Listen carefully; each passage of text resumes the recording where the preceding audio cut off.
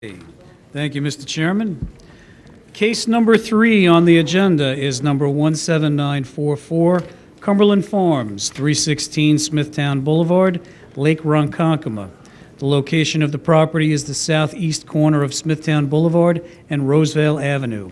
The property is split-zoned R10 and NB. The applicant is requesting a variance to increase the height of a canopy from 18 feet to 24 feet. How are you? Thank you.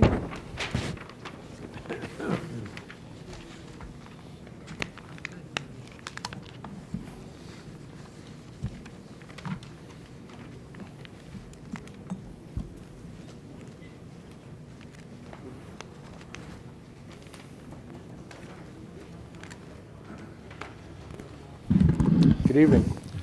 Good evening, Mr. Chairman, members of the board. William Benesso for Chelly Deegan Tirana, 333 Earl Ovington Boulevard, Uniondale, New York. Here on behalf of the applicant, Cumberland Farms. With me this evening is Mr. Jim Galella from Catapato Engineering, our site development engineers. The subject property is situated at 316 Smithtown Boulevard in Lake Ronkonkoma. It is the site of a recent redevelopment by Cumberland Farms. They have a ground lease for the property where it was previously a gas station with a beverage center and a myriad of other activities on the site. The site has been redeveloped as a result of variances and special exceptions granted by this board in 2016. An extension of time of that variance approval was granted in 2017, and then permits were issued and the site was built out and all the major structures on the property have been constructed. The reason why we're here this evening, however, is because even though the plans as initially submitted in 2016 showed the canopy at the heights that we were proposing, even though the building department issued denials for those canopy heights, nonetheless, for whatever reason, the application was never formally included in the hearing before the Board of Appeals on that evening back in 2016. And as much as the variances and special exceptions for the rest of the site development were issued, they were not issued for the canopies. Be that as it may, nobody was aware of that. The applicant moved forward with the application. The building department issued the building permits. And it wasn't until the site was constructed that the planning department ascertained that the canopies were at the height they are at, but yet the variances were not officially granted. So that's what we're here for this evening. We're asking permission from this board. We're asking for a height variance for the canopies to permit them to remain. And what we're asking the board is to grant that variance based upon the balancing test that the board performs. Now, the notice that was issued for this site, for this application, indicates that the canopy height is 24 feet, whereas the requirement is 18 feet. In fact, that's higher than our highest point as measured to the top of the canopy parapet, the roof-like structure. Our actual maximum height is 23 feet 6 inches. But it's important to note for the board that pursuant to the village zoning ordinance, the definition of height of a structure is from the average grade level to the highest point of a building or structure. But there is a provision in the definition which states that there are exceptions to that requirement, and parapet walls being an exception. So consequently, as much as the top, the measurement from the grade to the top of our parapet wall at its highest point, maybe 23 feet 6 inches, that parapet wall is a full 3 feet high, and consequently should not in fact be factored in from the standpoint of the measurement of height. Now, the parapet is there as part of Cumberland's aesthetic scheme. If you've seen older canopies on gas stations and you look at them and they don't have any kind of parapets or any kind of features to hide the fire suppression equipment, the electrical equipment, the other mechanicals that are on top, you see a bunch of unsightly equipment sitting on top of the canopy. part of the Cumberland program is to build these. They look like a roof. They match the roof of the building, but they're actually parapet walls. They come up 3 feet, and they hide all of the activity, all of the structures that are on the canopy. So they actually, certainly in our opinion, and I think based on the photos that I've submitted to the board, you can see it's a much better look than if those items were exposed. And those items would be permitted at those higher levels because they are deemed to be permitted exceptions. But be that as it may, Cumberland would prefer to hide them, make it more aesthetically pleasing for the surrounding area. So if you take out the parapet walls from the height calculation, you actually have our highest point of the canopy being at 20 foot 6 inches, which is still 2.5 feet taller than is permitted. That's on the easterly corner of the canopy. The northerly corner would be at 20 feet 3 inches, the westerly or the southerly corner at 18 feet 11 inches, and the westerly corner at 18 feet 2 inches. So the westerly corner is literally only 2 inches taller than permitted. And the reason why you have that difference in the clearances from the grade to the top of the canopies is because of the grading of the site. Back when this site was originally developed, back in the 60s and 70s, and then the last approval that they had was in 1987 where they put an addition on, there was no requirement that the site retain their own stormwater runoff. In fact, everything was originally, back in the day, geared towards grading so that the runoff would run onto the roadways and then utilize the roadway drainage systems. As you know, for quite some time now, the requirement is that any site, commercial or residential, must retain its own groundwater, its own stormwater runoff through a system of grading and drainage structures. Now, this site has been graded and is built to move move the water into the property and to the drainage structures that have been built into it. And because of that, you have a significant difference in grade from one corner of the canopy to the other. Now, you might ask, why didn't they make the highest corner at 18 feet? Well, the problem is, if you do that, your lowest corner is going to be down around 12 feet for a clearance for the trucks, a car or a truck or van, or particularly a gasoline delivery truck to go under. That's just that at that height, there's too much of a chance for a collision with the canopy roof.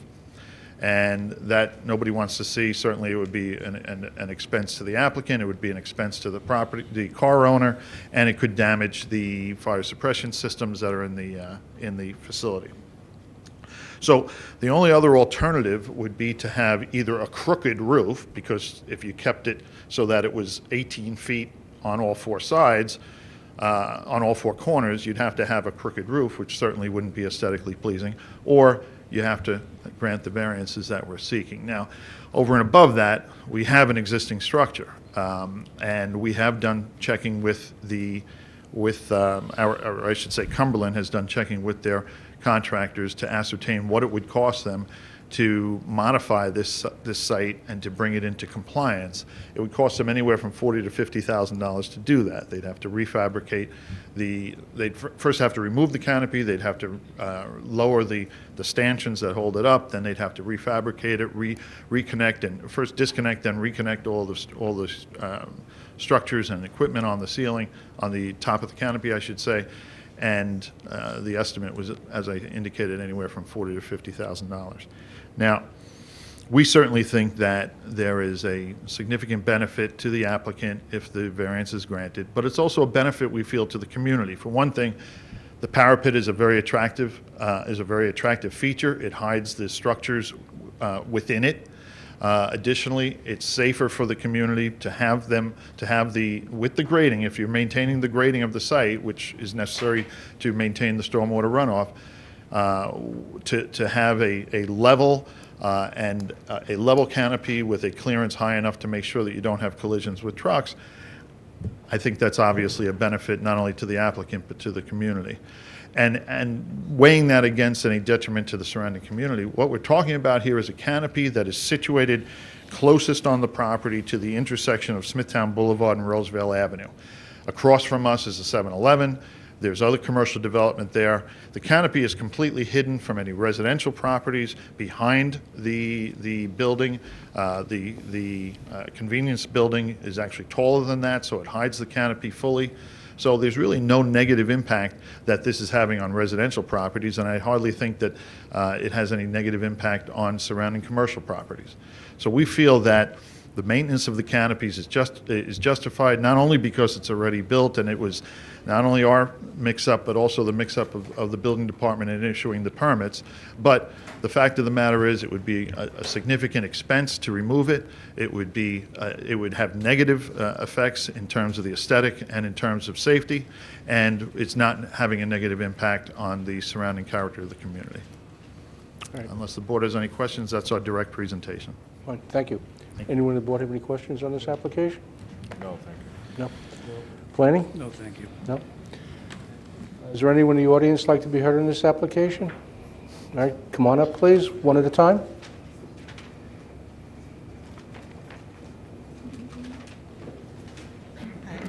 Good evening. Hi, Marie Gruick, Wisconsin Civic Association, Can you spell your last name, please? Gruick.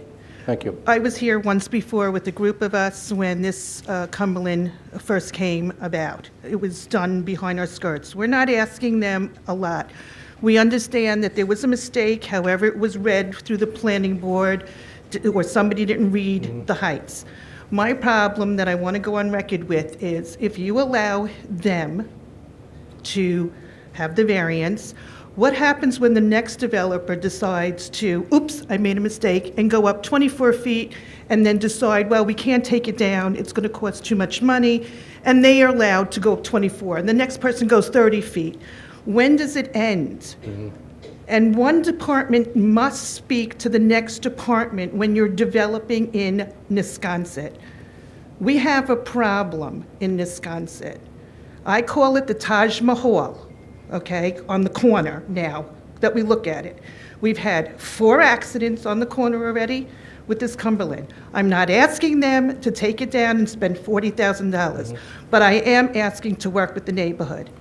Make it safer. People are cutting through the parking lot to come off of Roseville, through their parking lot, not stopping to get gas or at the convenience store, and coming out on Smithtown Boulevard, portion. We're watching it. We sit there. We have people from our organization sitting there in the parking lot across the street and watching this. We just had an accident last week on the corner. So they have to work with us as neighbors. You want to allow the variance, but I want to go on record that if another company comes in to Wisconsin, then you have to stop and look at what they're going to develop, and you have to look at the numbers and the heights, because this can't keep going on.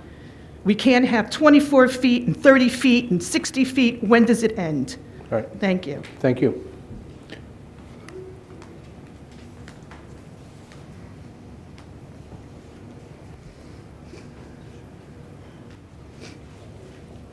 Good evening. Good evening. My name is Raymond Ruscito, Sr. My last name is spelled R-U-S-C-I-T-O. I own a piece of property that borders Cumberland Farms for 45 years. Been paying taxes there for 45 years. The last 4 times they went for a variance, they were unable to notify me. I've lived in the same home in Mastic at 2 Dreamland Street for 25 years. I get my tax bills there. I get anything from the town building department there. I get all our mail there. They still were unable to send me notification of this variance. If it wasn't for my friends in the neighborhood, I would know about this variance hearing. That's one thing. They have a problem with an inherent problem of not following the rules. There was a judge, Honorable Jeffrey Spinner. He's a judge in the real estate area. He made a remark about, he made a statement about actions that happen once, twice, and multiple times. In a multiple time situation, it's an inherent rotten to the core problem. Now, Cumberland Farms is in the middle of litigation with me and my wife. We have an injunction against them. We own the property right on their border. They've done nothing but destroy our buildings, our way of life, our livelihood, and they have not fairly treated their neighbors. And if the board is going to allow them to keep changing variances and doing what they feel is right for them and for the neighborhood, as you found out from the Civics Association, is not true, it is a sad thing that we even have the type of system that allows this to continue. Now, my son lives in the apartments there. I have tenants there. And between the light pollution, the noise pollution, and now this canopy change, when they expose all their air conditioning compressors to the back properties that go along the rear border of their property, is a sight like unbelievable. I remember 20 years ago, the town requested that there be a 20-foot barrier between the commercial and the residential area to buffer anything that was being built there. They put up a 6-foot plastic fence. I asked them to make it an 8-foot plastic fence. I was in negotiation with their site management about it, and I talked about it a lot with them and wrote some letters to the town and to Cumberland Farms, completely ignored. Now we stand in our backyard, or not even our backyard, in our front yard, and we look at all this commercial equipment sitting on their roof because they didn't put in the proper buffer zone, because they didn't put in the proper fencing that should have been there. If anything, they should have had a variance for an 8-foot fence. That would have helped a little bit with the buffer. It would have kept the light pollution down and the noise pollution. But they didn't consider that. There was no consideration taken to the neighbors at all when you allowed them the variance to put up this structure. So if you're going to continue allowing them variances, there's going to be more litigation. And that's all I have to say.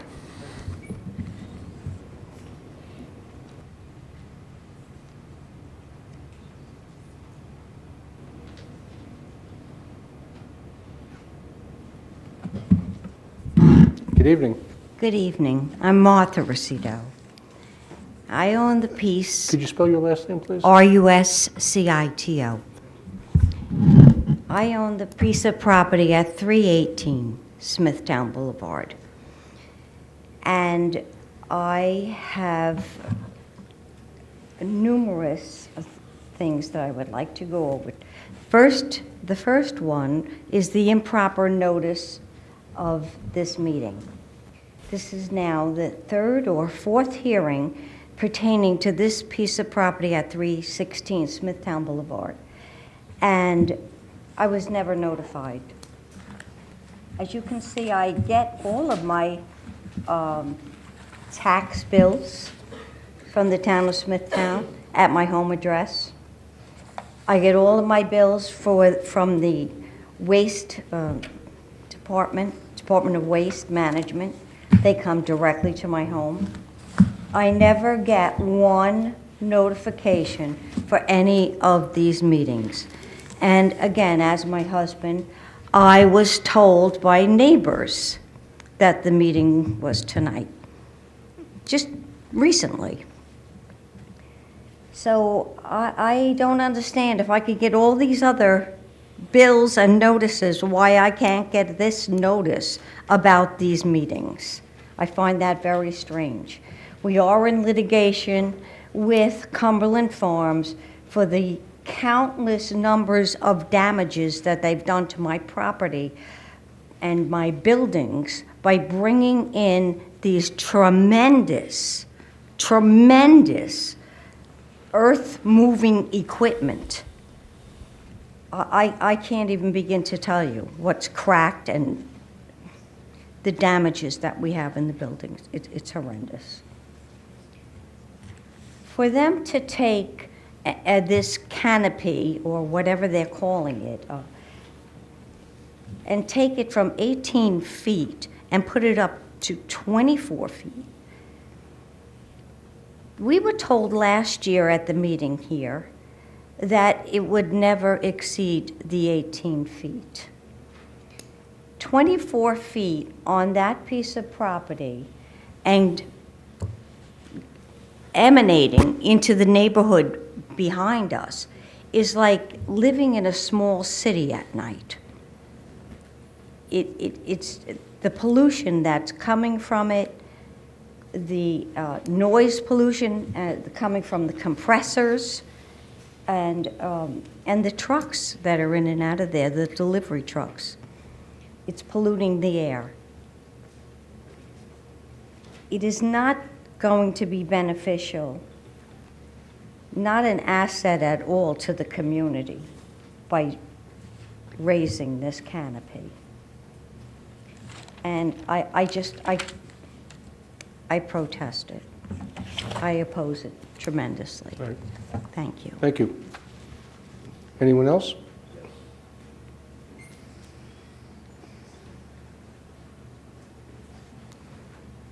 My name is John Ruscito, R-U-S-C-I-T-O. I reside at 5 Monrepose Lane, directly behind Cumberland Farms.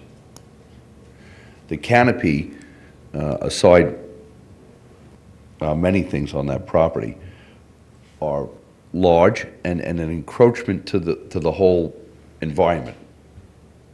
We did not realize when they slated a canopy that there would be music playing 24 hours a day, that I can hear over my TV, aside the air compressors and so on and so forth, the other noise pollutants. The luminous value of this canopy is very, very bright. At night, I have to put my curtains closed in order to block the light so it doesn't look like Times Square in my bedroom. So this is an issue and a problem. Aside the traffic, the safety issues, the people cutting through, at the end of our block, the lady prior referenced that there was one accident. There was 2 accidents last week alone from people cutting through because of the way the traffic pattern is designed and the variance exceptions of the multiple openings. The property has 3 openings. In reality, it should maybe have 2. It should really be cut down to 1, so there's one way in and one way out. Instead, it's opened up a racetrack through the parking lot. So those are all very real issues that are going to become, health and safety issues for not only the people that are there, but for our community, which none of which is fair. The improper notification to myself, Raymond, Martha, and countless other people here tonight on various different cases. I don't know what goes on, but I can tell you that I've sat here and witnessed 8, 10 people come up here and say they were not notified properly. So, all that being said, I definitely oppose this. All right. Thank you. You're welcome. Anyone else?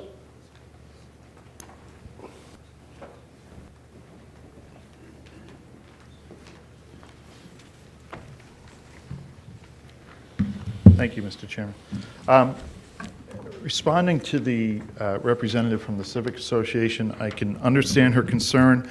The board does not want to set precedent to allow for inappropriate variances.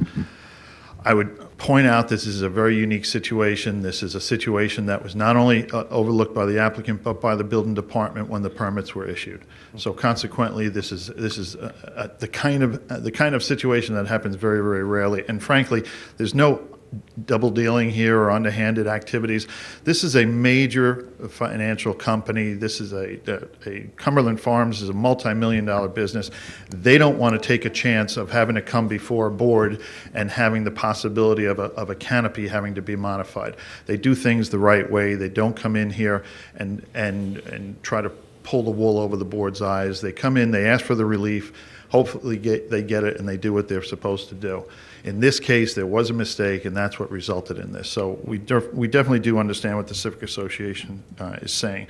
With regard to her comments about the traffic, I would point out to the board that there are roadway markings that are about to be implemented. We've been working with Suffolk County Department of Public Works on that, and there's a schedule of markings that are going to be put in place on the roadways, which will hopefully address some of the concerns regarding traffic and cars moving through the site where they shouldn't be moving through.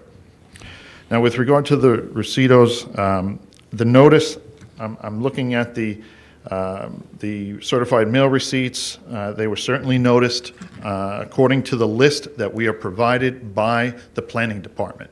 So if they have an issue with the mailing location, the mailing address for the notices, they can take that up with the planning department. We followed all requirements that are imposed by the town. I do. I've provided the green cards to Mr. You have the proof of mailing Mr. for the next door neighbor? But I do have, Well, all they have to do is well, prove that they obviously, mailed because it. you didn't If- sign it and turn If it you in. didn't sign it and return But it, there's nothing that could be done. Wait, wait. Hold it. three people, they're all at the same address. Here it is, Raymond Rosito, that's the mailing. Excuse me, we're trying to get everything on the record here. Please, don't speak out. So this is proof that you did send it to them. Yes, sir. It's stamped by the post office. Yes, sir. That being said, the only other accurate thing that was stated by the Receiptos is that there is litigation pending. Presently, there is no longer an injunction in place, but there is litigation pending. The Receiptos have issues with Cumberland. We'll deal with that in court. What we didn't hear was anything to do with the consideration of the height of the canopy. We're hearing about traffic, we're hearing about light, we're hearing about all these different things. That canopy is 165 feet away as the crow flies from the closest point of the Receiptos property. And it is blocked by a building that is 28 feet tall between it and the canopy. I hardly think that the canopy is having any negative impact whatsoever on their property. Be that as it may, as we've discussed, if you take a look at those photos that we provided and you look at the photos of the current site development and the prior site development, I think you'll see that there's been a major improvement to this site and its appearance with the new development. And we're asking the board now to simply allow the canopies, which are, we think, attractive in the way that they're constructed, to remain, and to allow the applicant to obtain his final COs on this property. All right, thank you. Thank you. Can I have a motion to close the hearing, please? So moved. Second. Moved and second, all in favor? Aye. Motion carried. Thank you. Thank you.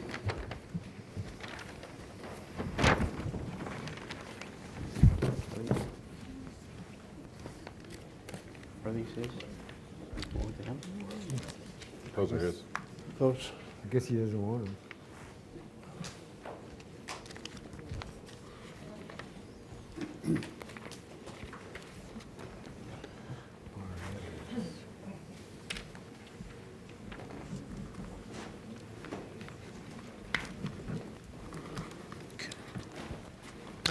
The next case on the agenda is number 17946, Russell and Deanna Galindo, 8 Nadia Court, Smithtown. The location of the property, the southeast side of Nadia Court, 170 feet south of, I'm sorry, not Nadia Lane, 170 feet south of Nadia Court. Interesting. Sorry. The property is zoned R43.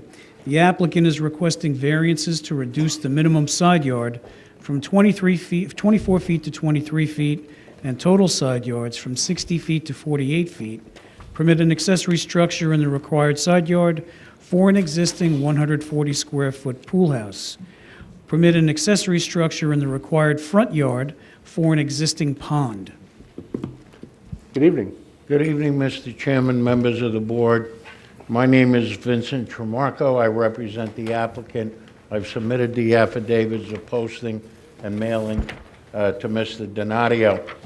If the board would be kind enough to look at the survey provided, you will see that the First variance requested, or one of the variances, is to reduce the minimum side yard of the pool house from 24 feet to 23 feet. We feel that in this situation and the size of the property, the existing pool house being 1 foot short of the required minimum is certainly not a substantial situation, and in fact is de minimis. The second request that the pond, an accessory structure, that being a pond in the front yard. Again, if you look at the survey, it'll show you that the pond, although it's in the front yard, if you see the way the lot is located on the cul-de-sac, about a quarter of that cul-de-sac touches our lot, and that's the way you enter and exit from the property. All the way over to the south, you'll see a little circle that says pond. So it has no adverse effect on any adjoining properties. In fact, the property in the back is owned by the county or the town golf course. I'm not sure which, landing golf course. So the existence of the pond, although technically it's in the front yard, again, has no adverse effect on the neighbors. And it's, in fact, if you look at the pictures, it actually is very well built and adds to the aesthetics of the property. Whether this will create an undesirable change in the character of the area, we think it won't. You can hardly see the pond, and you certainly can't see the pool house from the road. These two things were built for the edification and viewing of my clients. Whether the benefits sought can be achieved by another method, well, I guess we could have put the pool house a foot closer to the pool. We didn't. That's our fault. But we asked the board to rectify the situation by granting us a variance. I've already said that we believe it's not a substantial application. It won't have any adverse effect on the environment. The pool or pond in the front yard is a self-circulating pond. It doesn't just use water and drain it into the ground. Whether the alleged difficulty was self-created, yes, we built the pond, and we should have made sure that it wasn't in the front yard. But again, look at the size and the shape of the property, and it really doesn't have an effect on anyone. Thank you. Thank you. Mr. Tramarko, is the pond fenced in? I'm Is sorry? Is the pond fenced in? No. I'm just concerned if a child could wander on and fall in. The town doesn't require the pond to be fenced in. I believe the depth, I'm not positive, I did look at it a couple of times. The depth is about 1.5 feet, and it kind of shapes in. Can somebody Yeah, if we're in drown the in there? backyard, I'm the not pool- going to argue that point because Yeah, the pool is one thing, because the pool is required to be fenced in, it's in the backyard. Right. I don't have a problem with the pond being where it is. I'm just concerned that some kid could wander in there and fall in and drown. there are probably 1,000 ponds in Smithtown. I mean, man-made ponds. And none of them are required to be fenced in. Maybe that should be a rule or a law in the town, but it isn't. Yeah, but I wasn't asked to rule on those. What's that? I wasn't asked to decide on those, Neither was I. Yeah, so, so. Mr. Tramarko, it appears that that one pavilion on the south side looks like it's over the property line? Yes. We are dealing with the county of Suffolk. We're trying to do a trade for land that my client owns in the rear and trade that with the county for parkland, which runs along the side where you see that encroachment of the, I guess they called it a gazebo. Right. So That's in the process. We are dealing with the county, with Legislator Trotter, And actually, we have to deal with the state, too. Do you know why that isn't part of the application? Because if that, if we don't do the land swap, if you will, we'll have to tear it down. Okay, so I guess you're working with planning on that, though? I'm sorry? Are you working with planning on that? It's just rare that we get one structure on an application and not all Well, of them. I think I would be hard pressed to come in here and ask that you allow us to encroach on county land. I Okay, guess so the it's a- variance would be to 0, Right. but, no, it's not even reasonable to ask that. My client knows that if he can't do this land swap, he's going to have to tear it down, or at least modify it. Thank you. Planning? No, thank you. Is there anyone in the audience like to be heard on this application? Can I have a motion to close the application, please? So moved. Second. Moved in second, all in favor? Aye. Motion carried.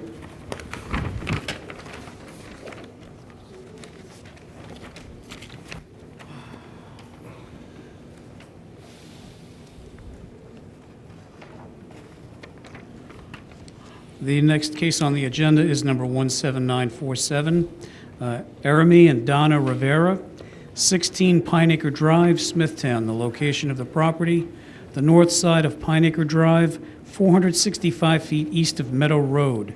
The property is zoned R21. The applicant is requesting variances to increase the maximum paved surface in the rear yard from 25 to 36%, and to permit a shed in the required side yard, reducing the side yard setback from 16 feet to 3 feet. Good evening. Are those the mailings? Yes. I'll take those. Thank you.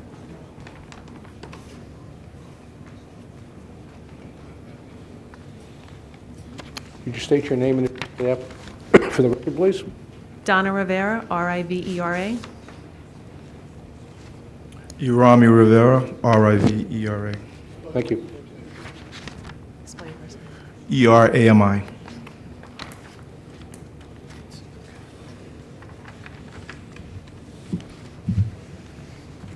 Okay. Okay. All right, so we're here because we requested or applied for a variance for a shed on our side yard and a 11% overage in pavers in our backyard.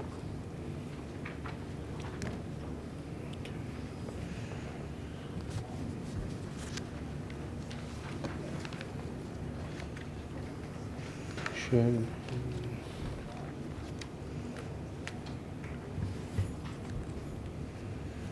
The rear yard paving, is that asphalt or crushed stone or? The paving that I'm speaking of is actually a porous sports court. Oh, okay. All right, I see it. Okay, Okay, thank you. okay. Does anyone have any questions? No. Planning? Just a quick question for you. If I'm not mistaken, the sports court is actually removable? Yes, it's. It is. It's separate tiles that you can actually pick up and So it's take away. really temporary, it's not permanent? Correct. Okay, thank you. Thank you. Is there anyone in the audience like to be heard in this application?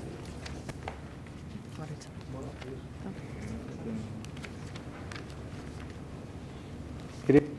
Hi, my name is Jamie Levine, Levine. I live at 5 Blue Fox Court. It's new development that is right behind 16 Pine Acre Drive. So my only issue with this is that during the building of my house, they were draining their pool because they have no way to maintain the water in their yard. So they were draining their pool or the water from their yard onto my property. Well, it was the builders at the time, which caused damage to my whole first floor of wood because it flooded the basement. So my property had to be regraded numerous times by the builder, which caused us a delay to get into our home with our newborn child. And they haven't, since we've moved in October, drained it onto our property, but The roadway is private, so there's 3 houses on it. So once the third house is sold, it will be the property of the 3 households. So it will be our job to maintain that roadway. And as of right now, they are draining their water onto the road and have done lots of damage to it. So they haven't even paved it yet because they have to deal with the fact of the water ruining the curbs and the roadway. So my concern is if it's not fixed and then we take over the private road, are we going to have to continue to get it paved and fix the curbs and maintain the soil and everything that keeps getting eroded from his drainage? I have pictures that show such, the hose onto my property, the hose onto the Yeah. road. But we're not code enforcement. Yeah, we're really just here tonight talking about the 2 variances for the paving and, Right, but if he can't maintain his water and his property due to the fact that there's no drainage in his backyard because there's too many pavers or a sport court, and it's going to ruin my property or our private road, if he can't maintain his water because there's not proper drainage. Mr. Chairman, the application might actually be reviewed by the engineering department because we are talking about an impervious surface. Usually, engineering requires on-site drainage to contain any stormwater runoff. Additionally, if I'm not mistaken, when you do have the case of an in-ground pool, people are required to have a dry well that they actually siphon their pool water off into so that they're not putting it on adjacent properties or out in the roadway.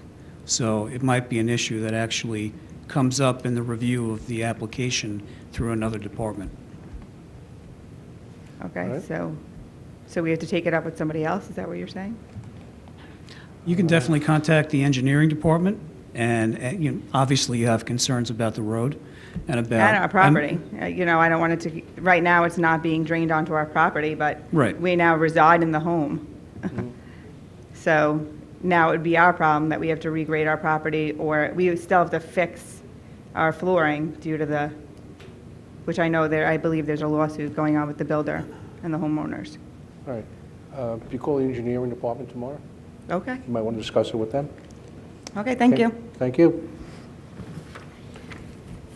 Anyone else like to be heard in this application? Vincent J. Tremarco, 1038 West Jericho Turnpike, Smithtown, New York. I represent the developer who is in the process of completing the 3-lot subdivision adjacent to the Rivera's property. Now, while we have no objection and everybody should have a right to enjoy their property and improve it as they wish, provided it's all in accordance with the town of Smithtown rules. I have a number of pictures that I'd like to submit to the board. One of the variances requested by the Riveras is to increase the amount of paved area from 25% to whatever it is, 36%. Now, why do you think the town has requirements that you can't pave more than 25% of your rear yard, can't be more than 25% of impervious material? It's very simple. It's because of drainage. They don't want a whole backyard covered with a swimming pool, a sports deck, and whatever else happens to be, and no drainage, so that what happens is when it rains severely, the water drains into, in this case, my client's adjoining property and the lady's property who recently purchased the first house from my client. So the problem does exist, and the request for the variance of percentage of rear yard impervious material is very, very pertinent to the application. Now, as Blaise indicated before, the engineering department requires you, and even the attorney for Cumberland before said it, you have to contain your own water on your own property, period. There's no difference between residential or commercial. And again, my client has no objection to the Riveras enjoying their property, but my client wants to enjoy his property and the people that he sells the houses to. Right now, the water just drains from their property onto what now is a dirt road, soon to be developed into a private road and paved. You'll see from the pictures submitted that in a severe rainstorm, it just rolls down and completely covers the roadway and actually undermines it. The other thing that the lady indicated who purchased the house was, it looks like, and we don't know what it is, but you'll see pictures here of a hose sticking through the fence, apparently, I say apparently, coming from the Rivera's property, which looks like a drain pipe for the swimming pool or for the backwashing. That water comes out so severely, it actually makes a gully in my client's property and the roadway. So nobody's saying that the Riveras shouldn't enjoy their property, but let us enjoy our property. I think the board, it would be well advised to take a look at what's going on there before you grant the variance to increase the impervious portion of the rear yard. Well, is it the hose or is it the sports court? Well, it's both. It's both. I'm going to give you a couple of pictures that show a green hose on the other side of the fence, and the Riveras live on the other side of the fence, and also the way the water comes out in such force that it actually makes a gully. We're afraid to, excuse me, complete the road unless this situation is resolved first. So I asked the board, take a look at it, and maybe you can come up with a condition that the Riveras can enjoy their property, but my clients and the prospective purchasers of 3 brand-new homes don't have to go through this for the rest of the time they're there. So I'm going to submit these pictures.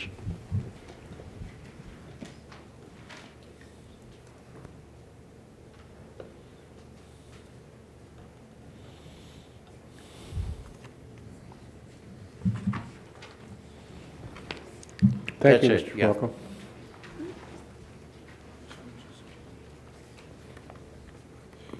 I just want to make mention of the fact that what he's referring to as far as drainage onto an adjacent property is the drainage from the basketball court is going towards a road which has a 20 to 30 feet buffer zone, which is supposed to be, I guess, addressed with some type of vegetation, which it's not.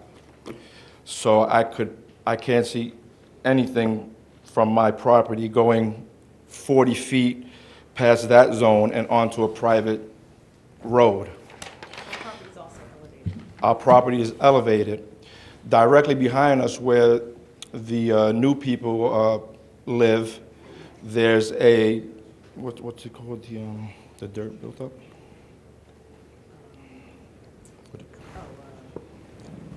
Talking about the berm?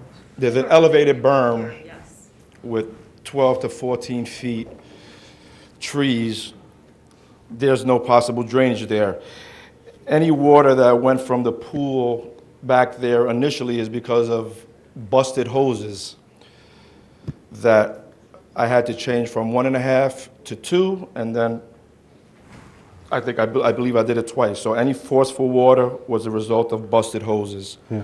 Not directed on any property. It appears that you have your backwash hose going through your fence. What's that? It appears that your backwash hose Right, it's a busted. is going through the fence. It's a busted hose, right? When it's busted, it Why would it be going through the fence? What's that? Can I see the picture?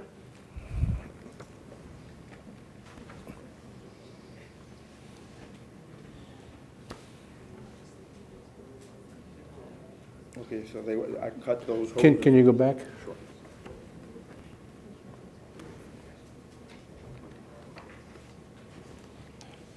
So that's the only thing that I have to mention regarding the water. All right. Anything you want to mention? And I just want to mention, too, that when we purchased our home 6 years ago, we purchased a lot that had woods behind us and woods to the side of us, and the side we're talking about that has that road that needs to be paved. Unbeknownst to us, the property was developed and subdivided with 3 homes. The builder chose to build homes in what I like to call a fishbowl. Because if you're welcome to come to my property, you're welcome to look at my yard, and you're welcome to see that the property, I'm elevated. The rest of the property that he has developed goes down like this in every direction, down behind me like this, down to the side of me like this. Rain falls from the sky. I have no control over rain that falls from the sky, okay? So like I said, you are welcome to come see my home. I want you to come see it, because any rain that falls in my backyard is not affecting that property the way they want you to believe.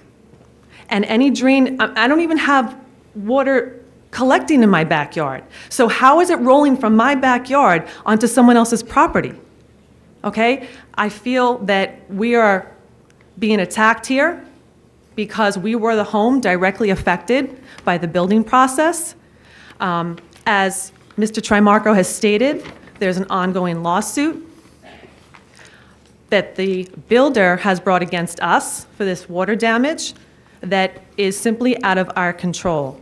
If he can't pave a street, then maybe he didn't build it properly. But I welcome you to come. All right, thank you. One last thing, I also like to mention, this is a pattern of harassment that's been ongoing from the beginning. And I just like, for the record, this builder had a park ranger summons my vehicle in front of my house for a school infraction on a non-school day in the summer. This ranger had to come out of that lot, pass his vehicle to get to my vehicle in front of my house to issue me a ticket on, I believe it was August 4th, for cars parked during school days and school hours. So I hope everyone can read between the lines as to what's going on here. All right, thank you. Thank you. Can I have a motion to close this application, please? So moved. Second? Moved in second, all in favor? Aye. Motion carried. Here you go. What's going to happen next?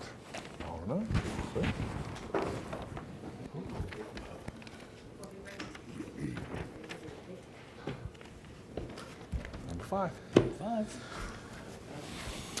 The next case on the agenda is number 17949, Robert Menino, 27 Seaver Lane, Smithtown, the location of the property. The north side of Seaver Lane, 317 feet east of Crescent Place. The property is zoned R10. The applicant is requesting variances to reduce the minimum rear yard from 50 feet to 44 feet, increase the maximum gross floor area of the lot from 30% to 100% due to high groundwater.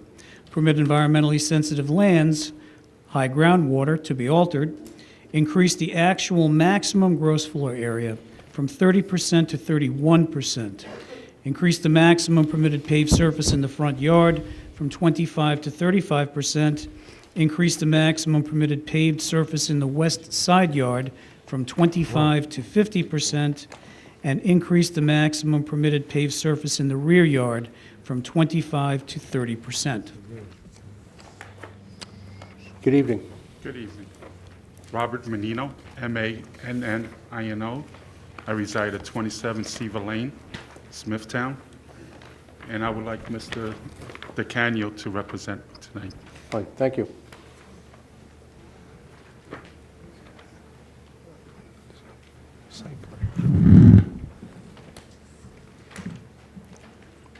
So, Good evening. Good evening. Vincent DeCanio, 117 Terry Road, Smithtown, New York.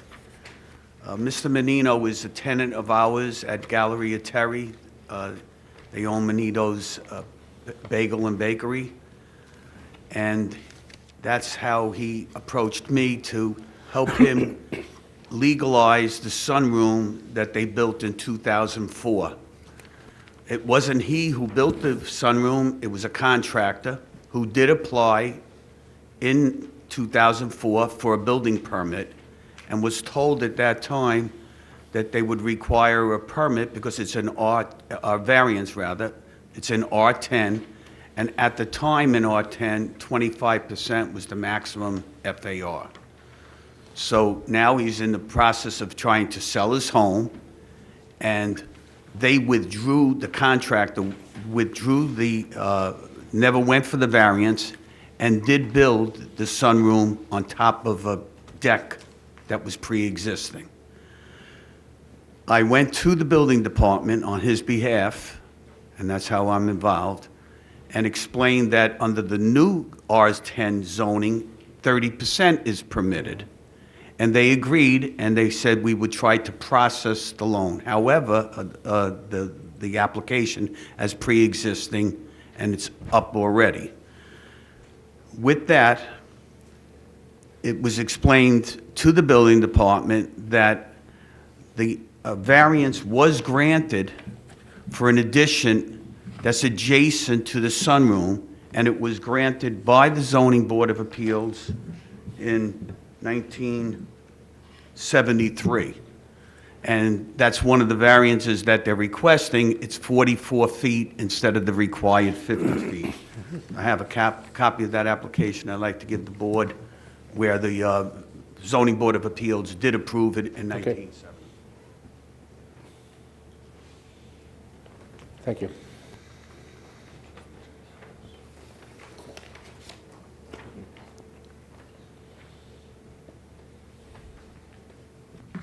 So therefore, the sunroom that did get built, that should have gotten a C of O, does not encroach any further than what was previously approved by the board. And I have photographs to demonstrate that to the board. Okay. You can see.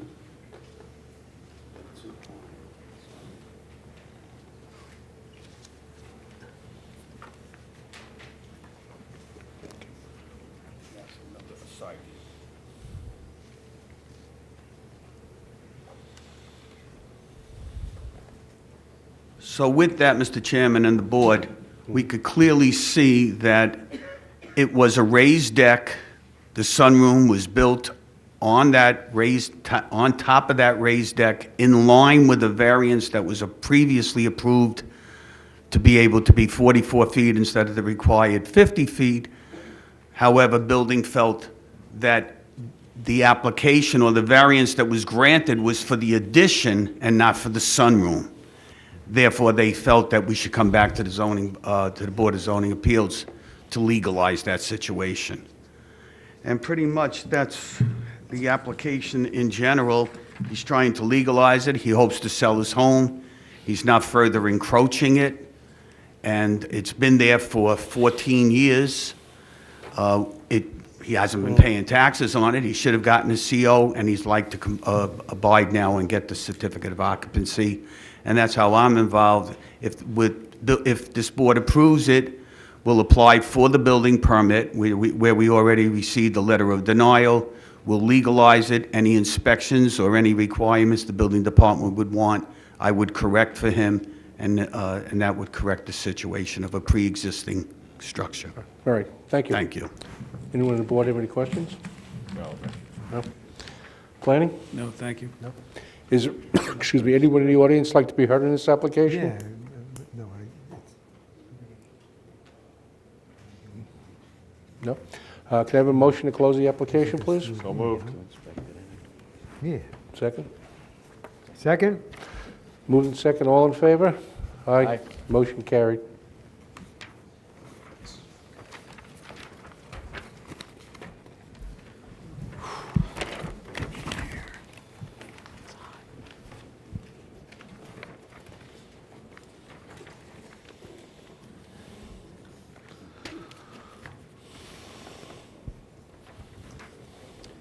The next case, excuse me, the next case on the agenda is number 17950, 278 West Main Street Gas, Inc., 278 West Main Street, Smithtown. The location of the property, the south side of West Main Street, 452 feet west of Brookside Drive. Thank you. The property is zoned NB. The applicant is requesting a special exception to operate a convenience store. Variance of a special exception standard to increase the square footage of a convenience store from 1,000 square feet to 1,350 square feet. Reduce the required parking spaces from 14 to 7. Good evening.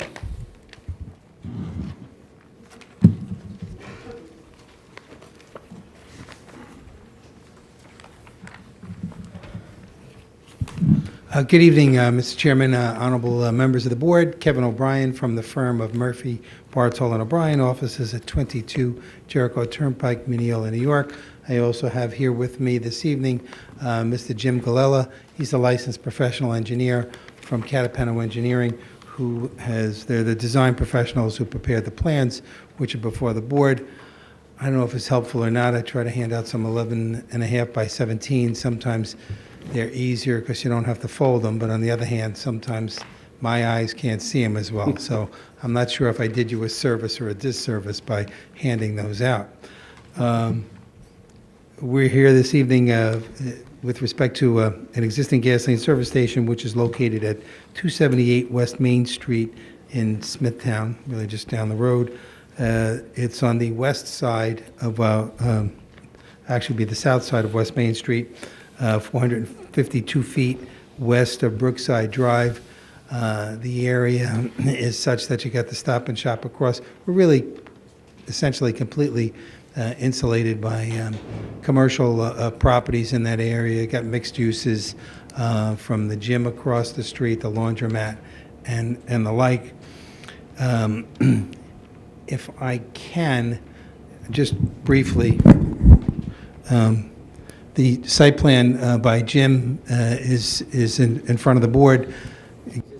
Existing gasoline service station, pretty much completely improved at this point. So really what we're doing is interior alterations. You have on the site plan, which would be before you, 4 pump islands, a canopy over those 4 pump islands, 3 underground gasoline storage tanks, 2 of which are 8,000 gallons apiece. 1 is 12,000 gallons, all of which meet with the Suffolk County Health Department regulations, double wall fiberglass, double wall piping, canopy over the pump islands, and an existing service station building, which has been in operation as a service station for over 50 years.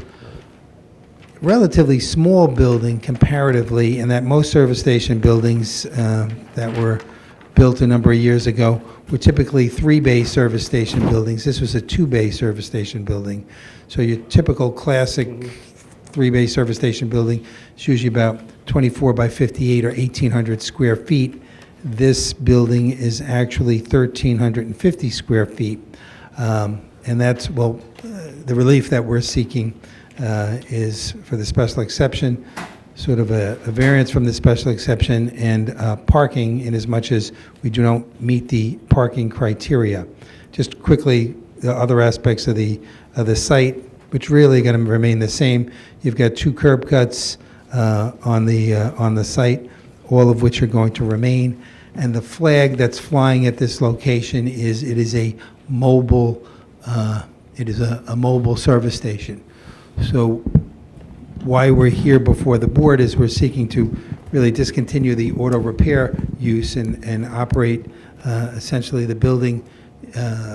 We have a building permit application for interior alterations so as to no longer have the 2 service bays as 2 service bays, but essentially operate those service bays as a retail mart type of use. We have 7 parking spaces where actually 14 are required, and the town of Smithtown, quite frankly, the parking requirements are pretty strict in as much as a lot of other municipalities have 1 per 200. We have 1 per 100 here. But I would submit that use-wise, while it's a special exception, it's, it meets with the character of the community in the area with the types of uses. And just even from a parking standpoint, while it does appear, and it is, quite frankly, deficient in its parking, you don't have, with the convenience store type of use, the vehicles that would be, say, for instance, having 2 mechanics on the site that would require parking, the cars that might be waiting for parts and the like. So the nature of the use is such that the people come in quickly and leave quickly, and it has to be convenient, or quite frankly, people aren't going to utilize it. So we do have the 7 parking spaces, the handicap parking space, and the part that I know we don't receive credit for, but actually as a practical matter in the functioning and operating of the site, is that you do have the 4 pump islands which are under the canopy, which technically house 8 fueling positions. Those fueling positions, sometimes, quite frankly, operate as parking spaces as well. Though I recognize that the code doesn't acknowledge them as parking spaces pursuant to the code. As a practical matter, the way the property is utilized, it typically functions as such. So the exterior dimensions of the building is 1,350 square feet. Also, the actual retail space that the customers would actually be going to is not even nearly that. It's almost roughly half. It's typically about 680, square feet is where the public would actually, gain access to. So we think that, the type of use that's being proposed, the parking demand wouldn't be as great, and particularly when you're dealing with your gasoline stations. Generally, they're not destination-oriented type of locations. They're ones that people are going to use as a matter of convenience on the way to another location, and a lot of times it's also price-driven. If the price at this location is less, then you have a tendency to have people there. The price isn't so much, isn't less, then you don't have that sort of level of activity.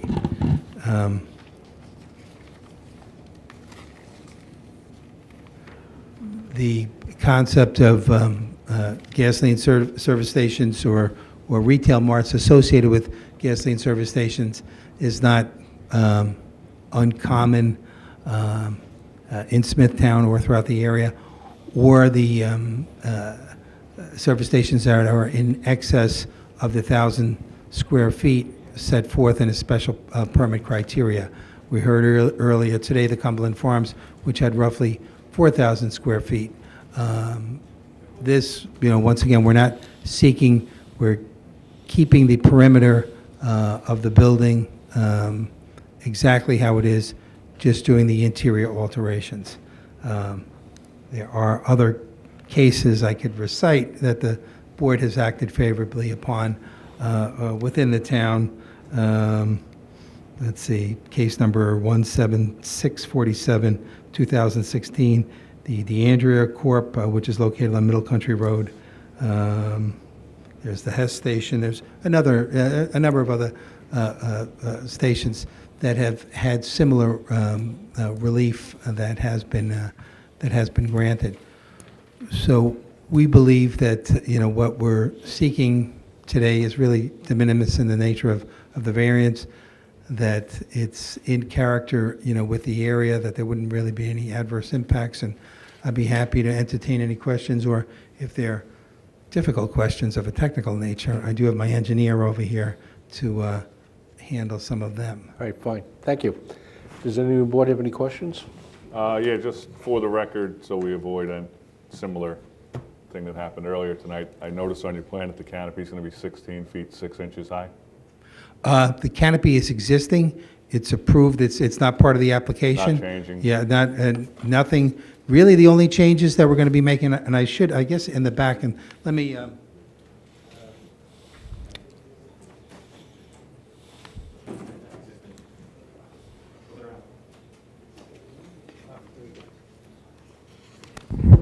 borrow this again for a second.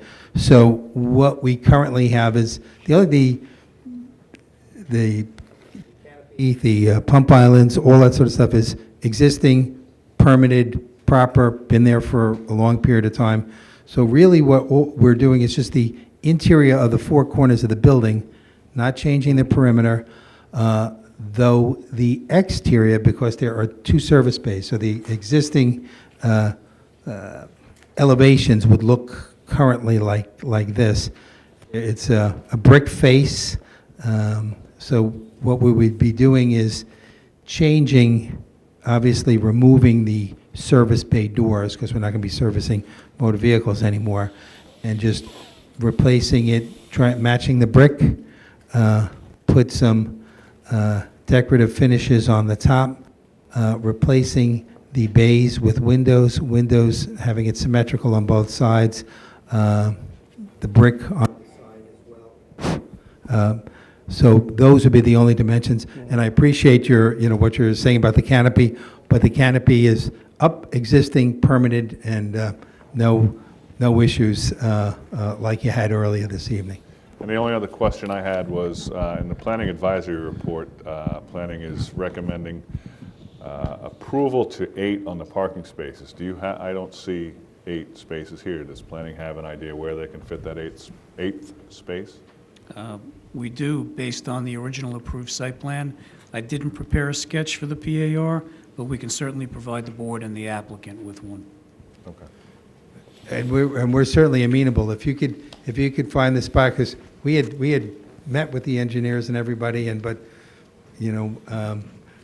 more eyes sometimes the better. So we can get them on there. We're certainly amenable. Absolutely. Thank you. Planning? No, thank you. Nope. Is there anyone in the audience like to be heard on this application? Can I have a motion to close the application, please? So moved. Second. Moved in second. All in favor? Aye. Aye. Motion carried. Thank you so much, and have a good evening. Thank you. Galleria.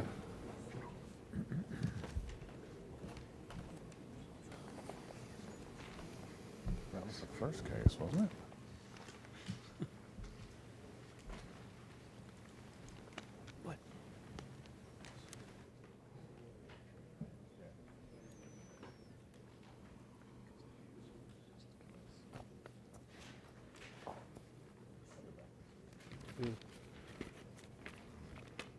This is the one that's adjourned. Okay. No. Next case. Okay. The next case on the agenda is number 17951, Michael O'Brien, 2 Laura Court, Wisconsin. The location of the property, the southwest corner of Laura Court and Southern Boulevard. The property is zoned R15.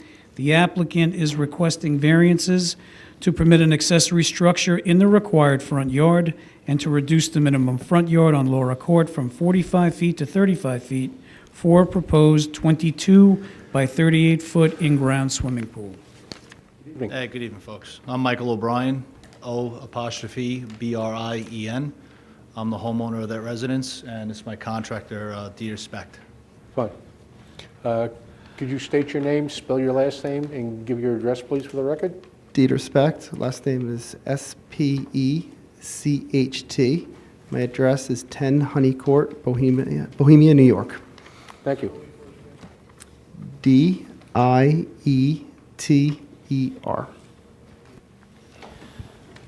Good evening, board. I don't know if you had any time to look through the application, but he lives on a corner lot, and there's no room to put a pool in and have a fence. A pool in and a shed at the same time. So with having both together, we are here for the variance.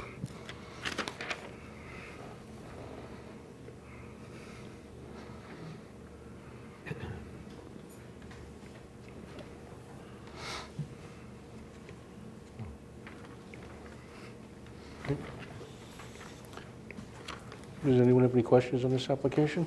No, thanks. No? Planning? Thank you. No? Is there anyone in the audience like to be heard on this application? Can I have a motion to close the application, please? So moved. Second. Moved in second, all in favor? Aye. Motion carried. Thank you. Does that mean it's approved, or that means you're going to look at it and determine it another time? That means it's closed, and we have to talk about it later on. Got it. Thank you. Have a good night. Can I just say something? Guess I'm on? No? Okay, you want to open it Yeah, back up? okay. Oh, did we close it? Yeah, we closed it. It's fine, even if it's not on the record, I just want to tell you, it's a beautiful plan that we've worked up, and it's going to increase my home value, and I really don't, I'm kind of tied in with options there. Okay.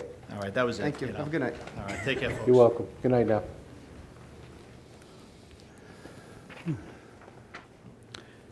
The next case on the agenda, number 17952, Woodvale Properties, 23 Woodvale Avenue, Kings Park.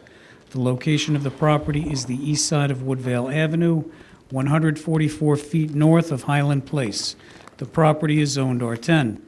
The applicant is requesting variances to reduce the required south side yard from 12 feet to 3.9 feet, permit environmentally sensitive land to be altered, and reduce the minimum frontage at setback from 75 feet to 54 feet. Good evening. Hello. Gregory Girardi, Gerardi, 47 Woodvale Avenue is my address. All right, and you are the owner The of the property? owner of the property, Okay, correct. fine. All right, thank you. And you'd like this young lady to speak on your behalf? Yes, Eileen. Fine, thank you. Good evening. Good evening. Eileen Rowan, R-O-W-A-N, 80 Wedgewood Drive, Coram, New York. We're here for variances for the expansion of a non-conforming structure, minimum side yard, environmentally sensitive land altered, and minimum lot frontage at setback line. The variance for the lot frontage was pre-established as there are no changes to the shape or size of the parcel. It should be noted that the lot is conforming for area. It is a narrow but long parcel. The variance for minimum side yard setback is already established by the existing dwelling, the 3.9. The project does not encroach any further into that side yard. The subject dwelling is set back further from the street than the adjacent dwelling on that side of the property. The dwellings are not side by side. The area of sensitive lands to be altered is a very small area, approximately 65 square feet of an area that has slopes designated at 15%. The proposed footprint of the dwelling is approximately 34 by 54 feet. This includes the garage and the roof over front porch.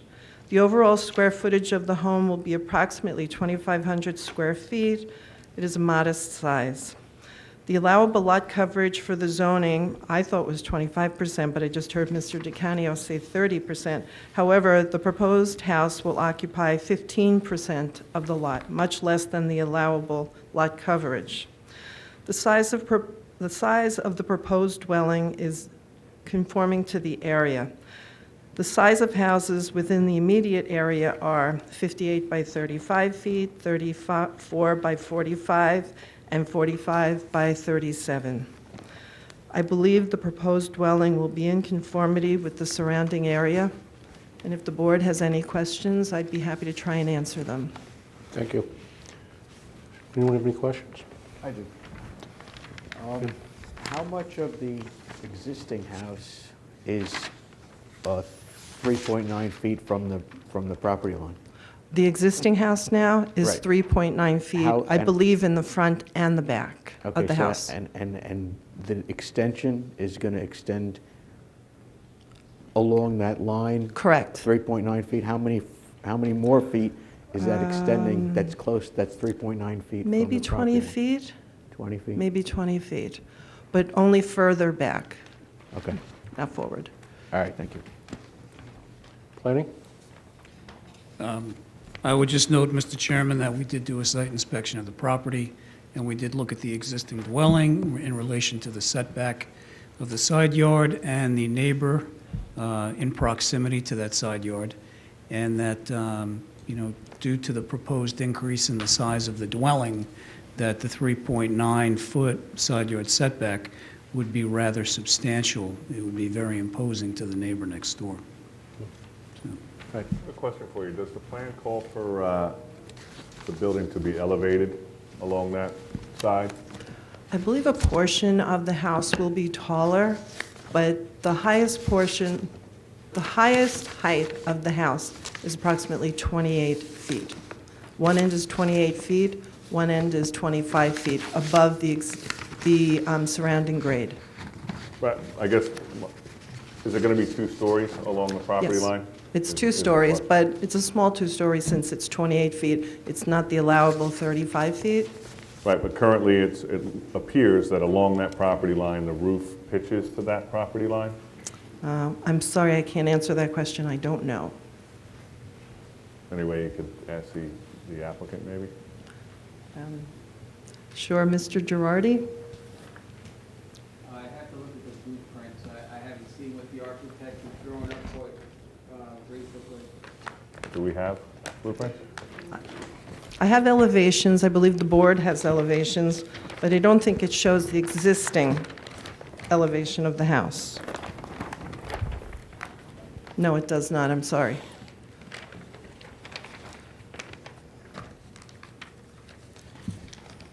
I do have construction plans here. I may be able to tell from those. So it does appear, according to the plans, that the 2-story portion of the house will be along that property line, Correct. which at 3.9 feet is pretty imposing on a neighbor. Well, as I said earlier, her house is not next to the house. Her house is set closer to the street, so there's a 15-foot difference between the rear of her house and the front of the proposed expansion. Right, but this is along her It is rear property. correct. Okay. All right, thank you. Anyone else have any questions? No? Is there anyone in the audience like to be heard in this application? Come on up, please.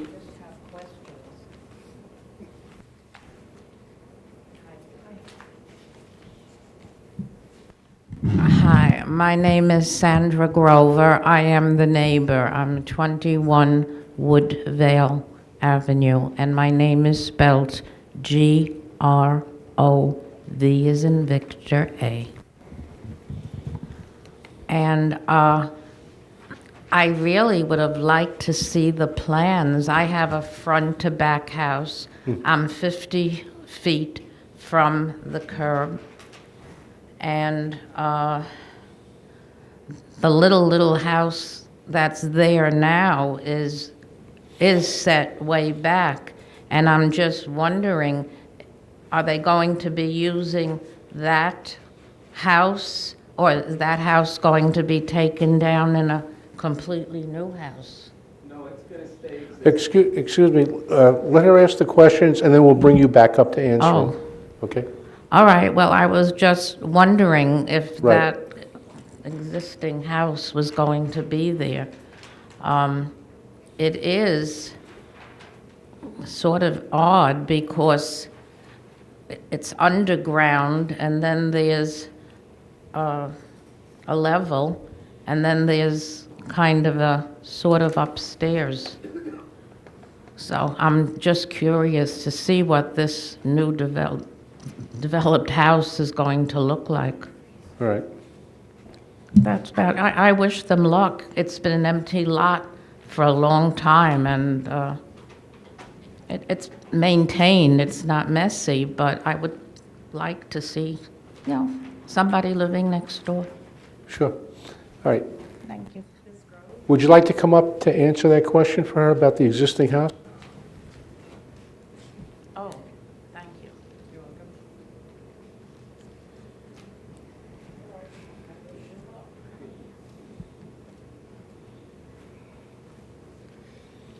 The existing house that's there now was put there back in the 40s.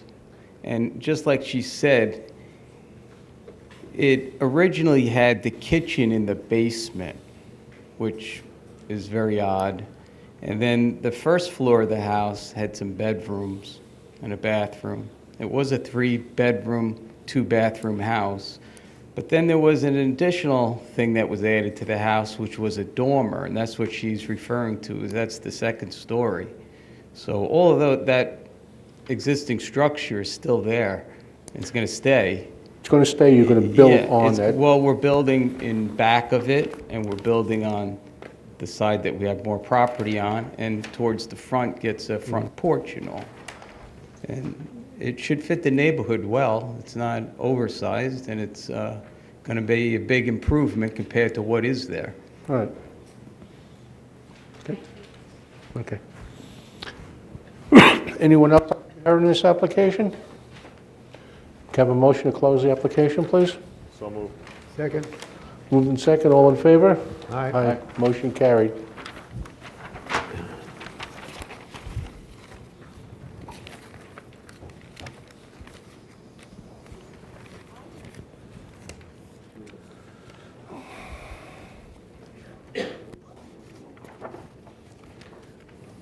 The next case on the agenda is number 17953, Robert Liguri, 2 Sanson Lane, St. James, the location of the property, the northeast corner of Hillside Avenue and Sanson Lane. The property is zoned R21. The applicant is requesting variances to permit an accessory structure in the required side yard and to reduce the minimum side yard from 16 feet to 6 feet for a proposed 336 square foot addition.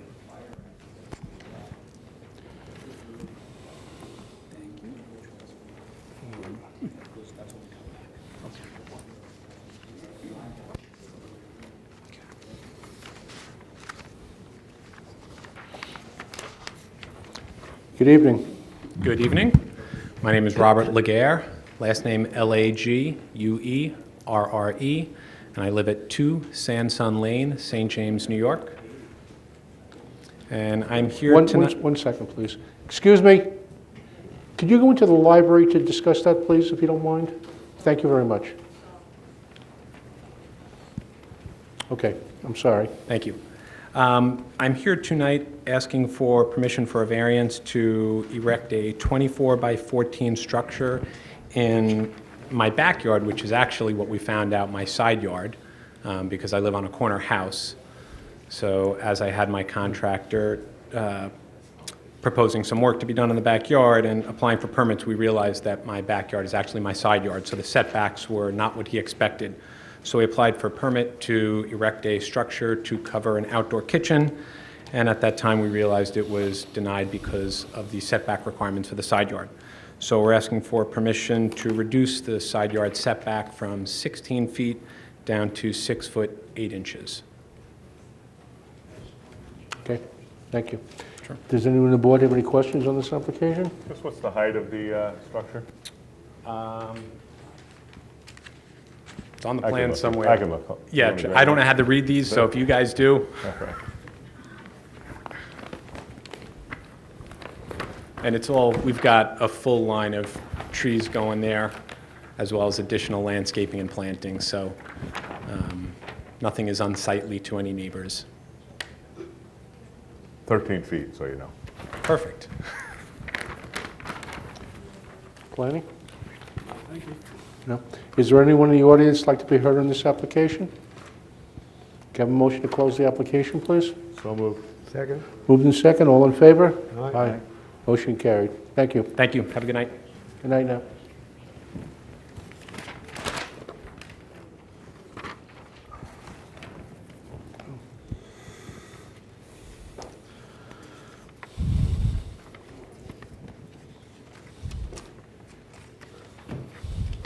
The next case on the agenda is case number 1-17941, Decanio Management Corp. The location of the property is on the east side of Town Line Road, 2,220 feet south of Northport Kings Park Road. The property is zoned LI. The applicant is requesting a special exception to permit a trucking station, a special exception to permit outdoor storage as an accessory use in the LI zoning district, a variance of a special exception standard that outdoor storage shall not exceed the gross floor area of the principal use from 1 times the gross floor area to 60 times the gross floor area. Good evening. Good evening, again, Mr. Chairman and Board. Vincent DeCanio, 117 Terry Road, Smithtown, New York. This property, as Blaze has stated, is in LI zoning. It's been owned by the Farino family, who also run the Kings Park Industry Building asphalt plant in Kings Park since the 1950s, if not before, in the family. And in 1963, they were granted approvals from the town of Smithtown to not only use it for light industry, but to additionally do sand mining and operations that were more in line with heavy industry. It further went, they complied, posted bonds, was approved by the town of Smithtown. In 1976, to extend that approval, they went before the Zoning Board of Appeals, and it was unanimously approved that they could continue the operation of moving and storing RCA, asphalt, sand and gravel, et cetera, and I have those approvals for the board.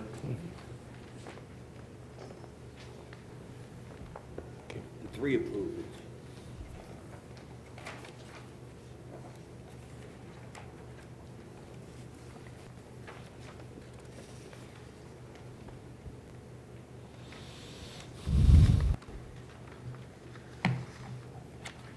Therefore, currently, they continue to use it approximately in the season.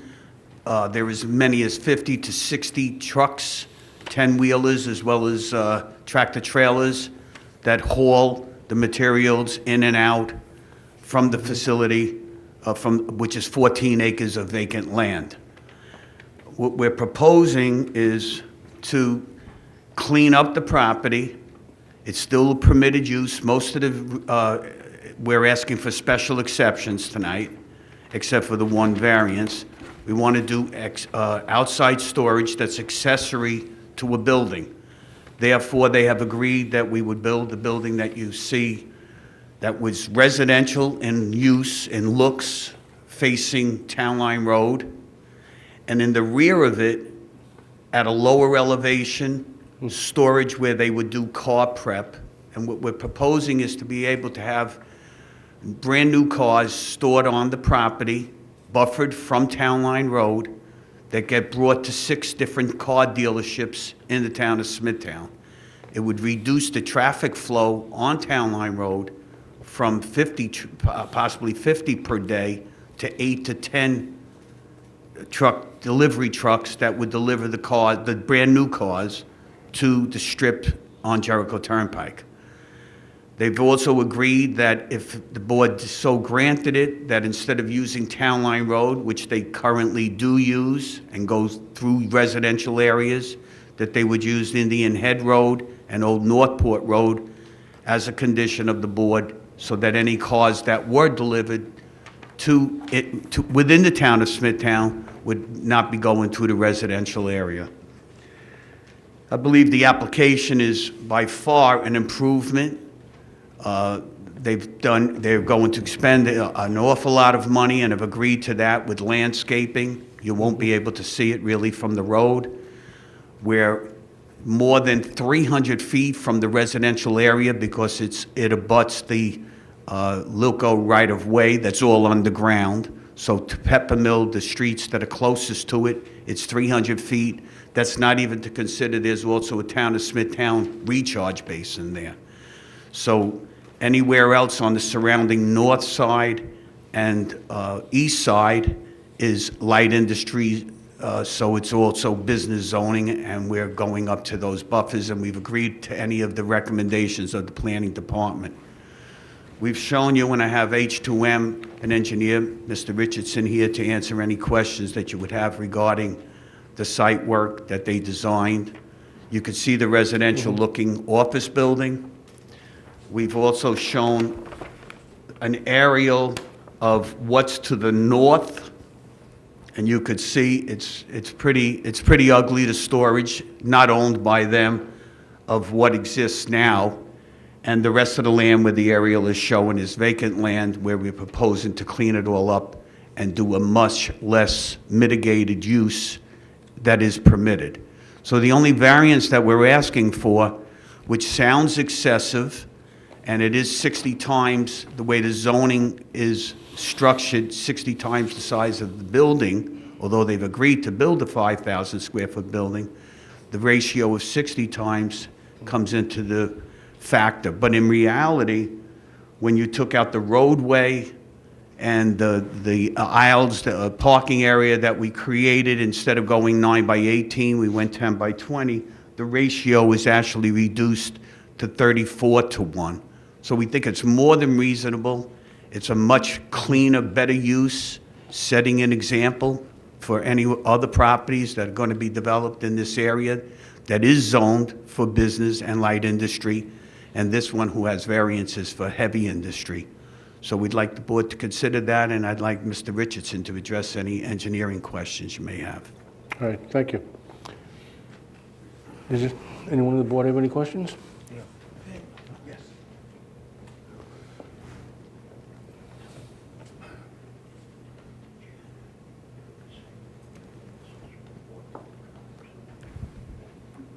Planning? No. Mr. Tramarko offered some additional, this is very similar to Dejana, that variances were granted on their property that were in excess of the square footage. I'd also like to bring out, I have letters here from the tax assessor where currently it's zoned, it's taxed as vacant land. It's going to be more than doubled. So there is a revenue, not only an improved situation of a less intense use that's currently and can continue. So we're not asking for permission if we were to leave it, Mr. No, Chair. we were there about a week and a half ago. Yes. And the cleanup looks very well. Property looks a lot better than it did before you started. Well, I must say for the Farinos, they do keep it. They are probably one of the only uses there that owners that do keep the property as well as they do. But still, considering what they're allowed to do, and which we've already discussed, and what they're proposing to do, it's like 100% improvement. And I believe the planning department, who's helped us with this application, is in agreement and is recommending approval. Right. Thank you. Any questions? No. Planning? Just to make a couple of quick comments, yes, we did work with Mr. DeCanio quite extensively to come up with a plan that really does work for that site, and we think the plan that he has now is really a good plan. We support it. Just to let the board know that, and I can't tell you exactly when, but not long ago, the town board had amended the code for outdoor storage in the LI district. And they came up with a special exception that you were permitted to have 1 times the amount of outdoor storage in relation to the FAR as the principal use. I think initially they geared that more towards the Hauppauge Industrial Park because you do have larger buildings there, you have large properties, and there was a need for outdoor storage in the industrial park. But obviously it does pertain to everything that is zoned LI. This is the first application that anybody's made for this special exception, for outdoor storage in the LI zoning district as an accessory use. And although the amount requested by the applicant is substantial, 60 times what they're permitted, we do feel that the location, this area of town, and the proposal is very unique, and that we don't have a concern that should the board decide to approve it, that there would be an issue of setting a precedent for future applications for this type of special exception. The use that is being proposed obviously is substantially better than what the site is currently being used for and the condition of the site. The site is going to be developed with office space, with a garage that is related for the trucking station. They are going to have defined buffers and substantial landscaping in the front yard, which right now do not exist at all. So overall, it's really a much better plan and a far better improvement for the property and the entire area. So we fully support the application. Thank you. Is there anyone in the audience like to be heard on this application? Do you have a motion to close the application, please? So moved. Second? Moved in second. All in favor? Aye. Aye. Motion carried. Thank you. Thank you.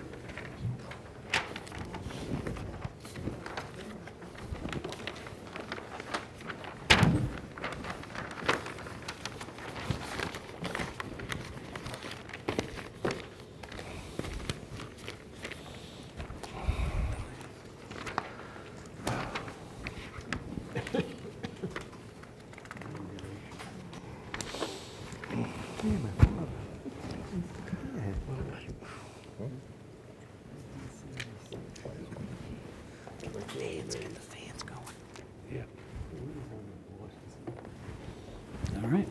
The next case on the agenda is number 17886, Lawrence Flynn. The location of the property, the west side of Riviera Drive, 355 feet north of St. John Lynn Road in Kings Park. The property is zoned R10. The applicant is requesting variances to reduce the minimum lot area from 10,000 square feet to 0 due to environmentally sensitive land, depth of groundwater less than 10 feet. Reduce the minimum road frontage from 40 feet to 20 feet. Reduce the minimum lot frontage at setback from 75 feet to 20 feet. Good evening. Good evening, Mr. Chairman, members of the board. My name is Vincent Tremarco. I represent the applicant. I've submitted the affidavits of posting and the affidavit of posting to Blaise Donadio. I'm going to submit up property cards, obviously from the Town of Smithtown Building Department, along with pictures of other properties.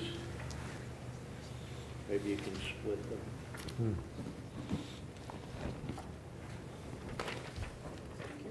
The last time we were here, Mr. Tansey asked me whether there were other properties built on 20-foot lots. So if you would bear with me for a moment and look at what I've just submitted, the top one, Kathleen and Raymond Koch, the subject property is on 186 Riviera Drive. It exists today, and if you thumb through the pages, you'll see a picture at about the 4th page of the subject property. It has 3 cars parked in front of it. There's a van in the back, and 2 appears to be regular cars. That's a 20-foot wide parcel, and it's occupied.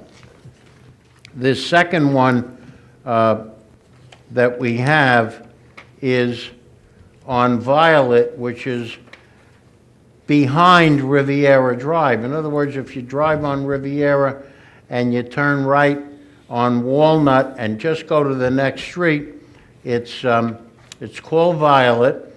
And on Violet, there is an existing dwelling on a 20-foot lot, and it's 12, the actual dwelling is 12 feet wide by 23 feet with a rear deck. That exists as we speak today, and if you look, there is a photo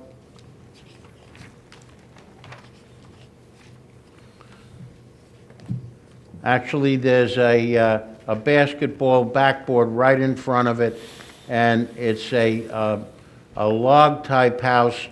I believe it's one of the kid houses that Sears Roebuck in those days sold, and it was built on the property. Now, the third property card will show you that it was a 20-foot lot on Violet, but then the people next door tore it down and demolished it. They got a permit and they tore it down. One of the things that was stated in the memo that was written by, I believe, Peter Hans from Planning is that this action by the applicant was self-created. And he states, inasmuch as the zoning restrictions were in place before the applicant purchases the property, we indicated, and I believe we proved by submitting a single and separate search, that this property was continuously owned by various people since prior to the time there was any zoning in the town of Smithtown. You also are well aware of the ordinance that we have in the town that covers a situation that's in single and separate ownership. And basically, it says if you held the property in single and separate ownership, since prior to the time an ordinance made the lot non-conforming, then you have a right to build. It has some other variations where if you use a property adjoining in conjunction with the applicant's property, then you may or may not waive or lose the single and separateness of it. And I believe the reason why Mr. Tanzi asked me to see if I could find other houses was, I guess, to see if a house could be built on it. And as you can see, two are. But getting to the real heart of the matter, Peter Hans also says detriment to the public outweighs the benefit to the applicant. Approval of this application could set a precedent for the approval of future applications along the Nessaquag River. Well, you all know that we don't want to build a house. All we want to do is have the board establish by the evidence submitted that number one, the property's in single and separate ownership, that this application wasn't self-created because, as you know again, single and separateness attaches. I could be the 10th person in line to buy a piece of property, but as long as it was owned separately from all adjoining properties, I don't lose the single and separateness of that particular property. And this board has recognized that fact many times. Sometimes I was the attorney that handled the case or some other attorney. Now, it's also in the LWRP zone, and they have all kinds of regulations about taking care of and protecting the property. There's a depth of groundwater, and it's less than 10 feet. All of these things would make a lot of sense if we wanted to build a house there. All we want to do is take the sanitary flow rights from this 20-foot lot, which the town has a vehicle to do it, along with the health department, and transfer it to some other piece of land where flow rights, sanitary flow rights, are needed. So we don't want to build anything. The lot will look exactly the same as it looks now. There'll be no change to it. I think the last time maybe I was remiss in not explaining it in detail. Nothing is going to change except for the fact that Mr. Flynn won't own the property anymore. He's going to give it to the town, so that the town now will have property, which I believe they own on both sides. They will own this piece also, and I guess it would become part of the passive parkland, or for whatever reason the town may wish to have it. We certainly had never had any intention to build on it, but in order to get where we are and have the town department that handles sanitary flow rights, we have the obligation to show this board that it is in single and separate ownership, and also that there is, you can build on a 20-footer. You can build on this piece. It may have high groundwater, but that doesn't mean we can't build on it. But we don't want to build on it. It'll stay exactly the same. There'll be no changes to it. Nobody will ever touch it. Nobody's going to walk on it, except if you feel like walking through the reeds there. So we totally disagree with the planning department's analysis of this. It certainly wasn't self-created, and it certainly isn't going to change the character of the area. It's going to be the same. Nothing is going to change. So hopefully the board will look into this with Look into it in depth. Maybe you really should check with the planning department. I don't know that Blaze handles this, but Allison of the planning department does, and she kind of handles all these sanitary flow rights. The town will end up with a piece of property. We'll end up, and what also will happen is, since it's a 20-foot lot, probably the health department and the town will not value it and grant 300 gallons of flow. It's certainly up to the town and the county. Maybe they'll give less gallons of flow, and it's an imaginary thing. You take it from there and you put it somewhere in Kings Park where somebody wants to build a building or and doesn't have enough land area for the flow rights. So that's my case, gentlemen. If you have any questions, I'd be happy to answer them. Thank you. Thank you.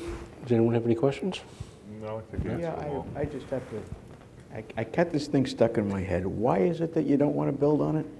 I'm sorry? Why don't you just build on it? Okay.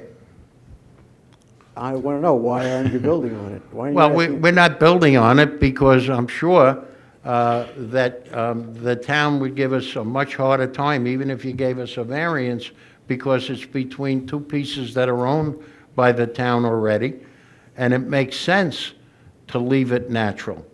Why? Why? Because it's all part of that, it's on the Riviera side, so to speak. Well, this is on an angle. So all of that is not built on. The other person that owns, I think, a 100-foot parcel is Vito Poveromo. He has a piece there too. I guess, and his is a much larger parcel, but I think it would make more sense for us to take some value out of the property and yet, in effect, allow the town to keep it as whatever they do with vacant land that's on the river. How wet is the property? I mean, Huh? I think you had said the property was wet. Exactly how wet is the property? Well, I mean, I've walked on it. Maybe at high tide it gets a little bit wetter than, but it's not, it's not underwater by any stretch. But if you go down, you're going to hit water before 6 feet. So you think it's a buildable lot the way it is, as wet as it is? You think that it's buildable? Yes. Yes. I can tell you, years ago, we used to build houses in Oceanside and Island Park on piles because everything was wet. Any other questions? No. Planning? No. Is there anyone in the audience like to be heard? Come on up.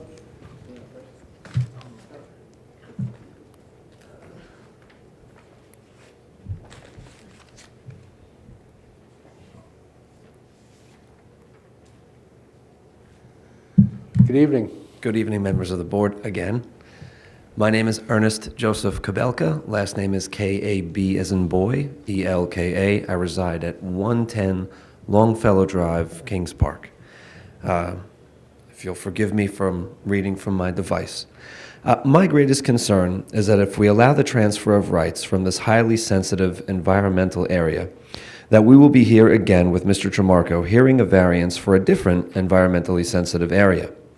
Only the next time the developer will be claiming that they have extended rights to impact our land. Their land, our land.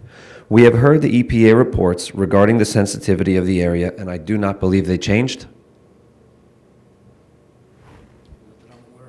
No, I didn't think so. I do not believe that these results have changed. I believe that that this should be enough to discourage granting a variance to build on this land. Furthermore, if we set a precedent that environmentally sensitive areas can be developed, even if the developer is claiming to grant it to the town, we're setting ourselves up for future problems. There are 2 lots on Magnolia Drive within close proximity to the land in question where sewers were planned and wells were buried in the ground. When the land proved to be unbuildable, the land was transferred to the town. I ask, how can this property in question, so much closer to the water, be imagined to be buildable? Good questions. As Mr. Tremarco stated, all drainage must be contained by the owner, whether it be the Rivera home or the Cumberland Farms question and property. A builder would be hard-pressed to contain water in a quote-unquote underwater area. Mr. Tremarco and his clients can or cannot have it both ways. So we agree with his position in regards to the Riveras and Cumberland Farms, that all runoff water must be contained. Perhaps you could give, let's see.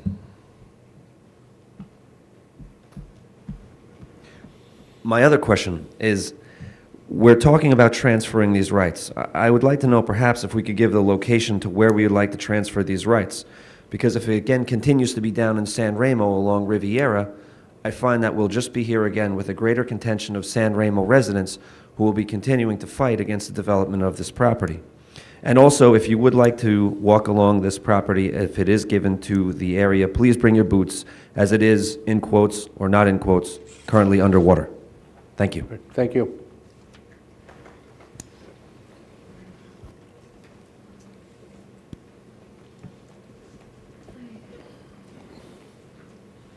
Good evening. Good evening. Jennifer O'Connell. It's O''Connell. I live at 92 Riviera Drive, and I also own number 421 Riviera Drive, which is directly across the street from this property. I believe the last time we were here, Mr. Tremarco remarked about how there are houses that are built on 20-foot lots, and that's why I believe you asked for the addresses. There are a lot of lots that size with houses in San Remo. San Remo, most of it was built before these town codes were in place. And that's what gives our little area the character that it has. But this lot is almost underwater. Like Ernest said, bring your boots, because if you take 2 steps off of Riviera into that land, you're sinking into the mud. I, again, don't understand why you would request a variance to go to 0. And I believe Mr. Tremarco mentioned in his previous case tonight that to get what the board was recommending on that other case, he would have to request a variance to go to 0, and that would be, I believe his word was ridiculous. I may be mistaken there, but why request to go to 0? And what precedent does that set for other variances to get that? So again, I think you should deny this request. Thank you. Thank you. Anyone else?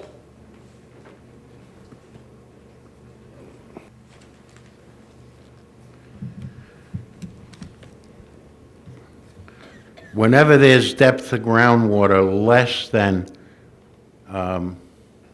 what is it, 10 feet or 10 feet? And if the whole property has depth of groundwater less than 10 feet, then the application is from the amount of the land, say 10,000 square feet, or in this case, 2,000 square feet, it is to 0 because there's a requirement in the town code that says you need a variance if you want to build on depth of groundwater less than 10 feet. The 2 people that spoke are so worried about a precedent. There is no precedent that would be set other than the fact that number one, it's in single and separate ownership. When your council looks at it, if she hasn't looked at it already, you'll see that it's been there since 1926 when the Corriere Development Company laid out San Remo. And when they did, many, many people bought non-conforming lots. You know why? Because there wasn't any zoning. You could have built on a 20-foot lot. Ergo, you have 2 of them right now that probably they had to be built prior to zoning because we looked at the property cards and they both say built prior.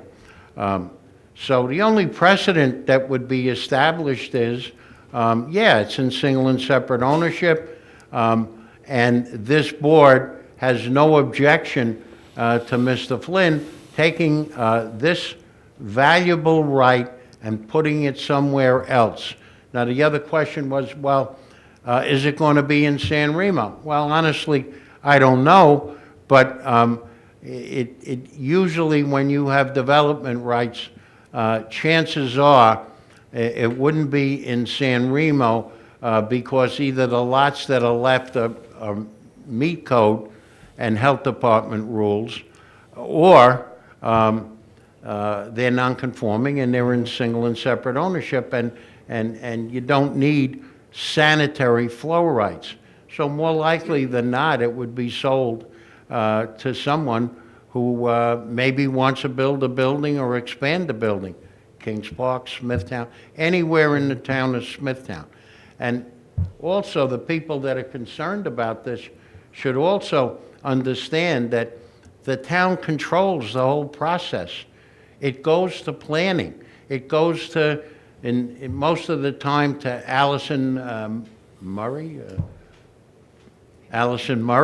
and she looks at it and she scrutinizes everything. And if she finds it acceptable, we go to the health department. The property does not have any precedential effect on any other properties in the San Remo area. If there are 20 lots left in San Remo, there's a lot. And if they're not in single and separate, you're not going to be, no developer is going to be able to build on it. So I think it's a good thing for my client, but it's also a good thing for the town. So that's why we're asking this board to rule on it with a covenant that says we can never build on it. I go on the record, I will accept that. This is no secret ploy here to build a house. We don't want to build a house. Thank you. Thank you. Can I have a motion to close this application, please? So moved. Second. Moved and second, all in favor? Aye. Aye. Motion carried. Thank you.